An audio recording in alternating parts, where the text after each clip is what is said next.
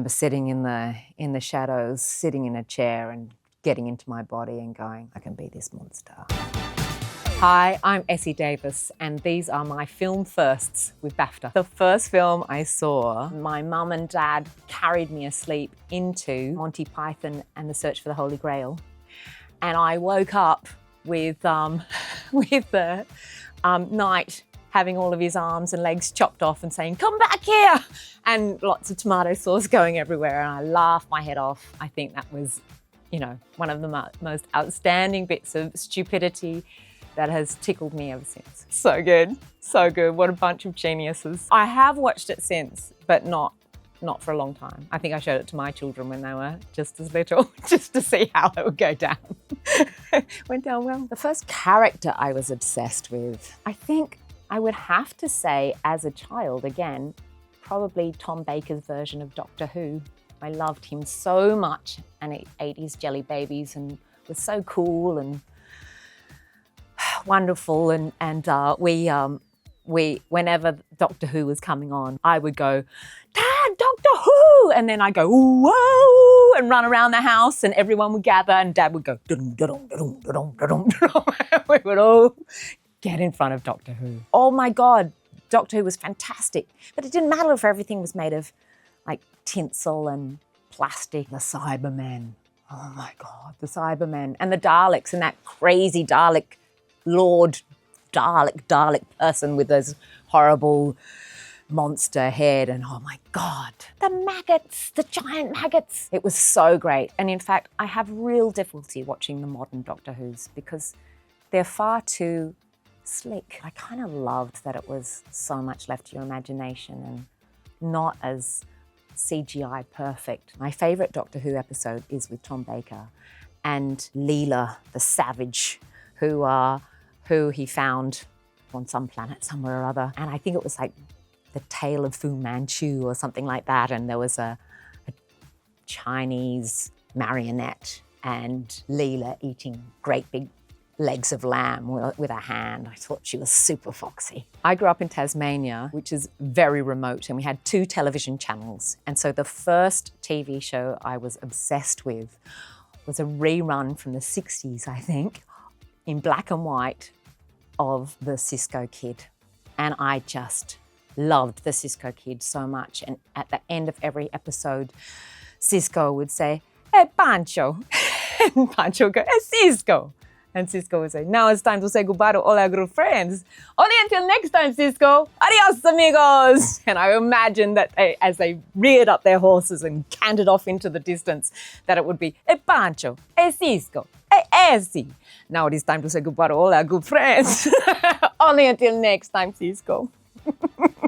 My first film that I saw that I definitely thought, this is what I want to do, would be, again, when I was tiny, Peter Weir's Picnic at Hanging Rock. Magical, kind of haunting, and all those girls were so elegant in their beautiful white clothes and their flowing hair as they eerily walked up Hanging Rock and disappeared in the panpipes. My God, Peter Weir. I would give anything to work with Peter Weir. Outstanding filmmaker. The first film that reduced me to tears, I would have to say I probably have cried in so many movies. It's one of my favourite things to do. The first film that I recall moving me to tears was probably Gallipoli.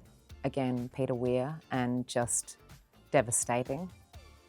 I didn't see that in the cinema, unfortunately. Again, I saw it on a tiny television. I do remember many other films that have reduced me to tears, and ones where I have been inconsolable in the cinema.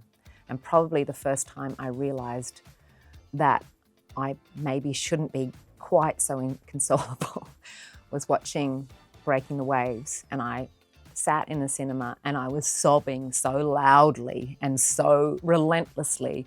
All of the other people in the cinema were looking at me like I'm trying to watch the end of this film while I'm going, I think everyone left. The ushers were like going, can we clear the cinema now? Antonia's line, I think, was one of my first dates with my husband. And same thing happened. And we were with another friend of ours, and I was inconsolable with my future husband and another friend of mine, both looking after me, and Justin going, are you okay? And my friend Adolfo going, it's all right, she's always like this. My first day on set of Alien Earth was actually a scene in episode 2 or 3. And it was a massive scene between Boy Cavalier and myself, Samuel Blanken. Up until about 30 minutes before, I had a completely different accent. I was speaking with a quite international, slightly French international student of the world. Probably quite confusing for most people, except nearly every person I've met who's had that international education has quite unusual accent. But I guess if you can't place it, people think you're not doing a very good accent. Anyway, it was pulled from me about 30 minutes before we started this scene. And then Samuel said something like, "G'day, mate." And I went, I can't be an Australian in a TV show where everyone's speaking with American and British accent. It always sounds so weird next to everyone else's accents. It stands out. Anyway, it was excruciating, but it was also this huge scene, and it was a prequel day. It was day -1, so it was a pre-shoot day. We had so many lines, Samuel and I. And Dana, who was my first director on it, he said, action, and then he played some music, and I was just going, oh, okay, we're actually in a world. It was a very unusual way for me to start anything. It was quite extraordinary. The first time I read The Babadook, I was actually at the Cannes Film Festival, and I was sitting on the lawn outside Nice airport waiting to fly. It was hot, and Jen asked me to read the script, and I was reading it and just going, it was scary, it was terrifying to think of as an actor, because I also had little children.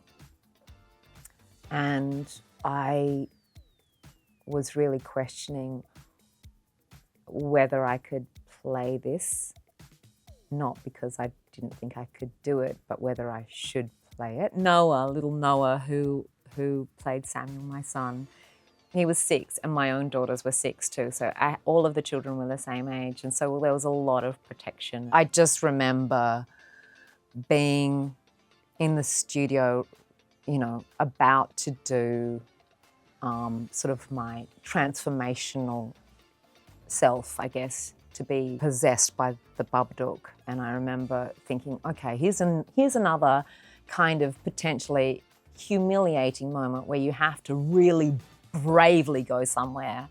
And first people that you have to do it with are a bunch of people in a little room. And it can be quite difficult. It's not like doing theatre where you have a room in the dark where you can't really see anyone. It doesn't matter how many thousand people are there, but you're in a room with people up this close looking right in your eye, and you're going, I'm here all by myself. I remember sitting in the shadows, sitting in a chair and getting into my body and going, okay, I can be this monster. And I actually had to let the monster come so that I could be brave enough to be it.